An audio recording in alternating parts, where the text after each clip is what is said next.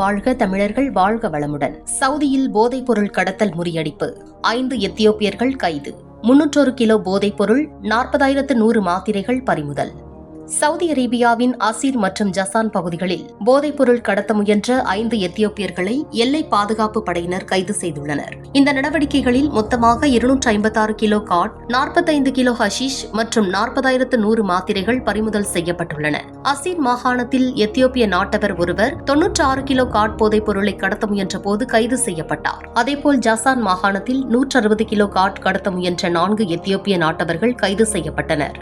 மேலும் ஜசானில் மேற்கொள்ளப்பட்ட மற்றொரு நடவடிக்கையில் மருத்துவ பயன்பாட்டு கட்டுப்பாடுகளுக்கு உட்பட்ட 38,500 மாத்திரைகள், 1,600 ஆம்பெட்டமைன் மாத்திரைகள் மற்றும் 45 கிலோ ஹஷிஷ் ஆகியவற்றை கடத்தும் முயற்சியையும் எல்லை பாதுகாப்பு படையினர் முறியடித்தனர். மேலும் போதைப்பொருள் கடத்தல் அல்லது விற்பனை தொடர்பான தகவல்களை பொதுமக்கள் மெக்கா, மதீனா, ரியாத் மற்றும் கிழக்கு மாகாணங்களில் 911 என்ற எண்ணிலும், சவுதியின் மற்ற பகுதிகளில் 999 என்ற எண்ணிலும் தெரிவிக்கலாம். மேலும் எல்லை பாதுகாப்பு படைக்கு 994 மற்றும் போதைப்பொருள் தடுப்பு பொது இயக்குநரகத்திற்கு 995 என்ற எண்ணிலும் தகவல் அளிக்கலாம்.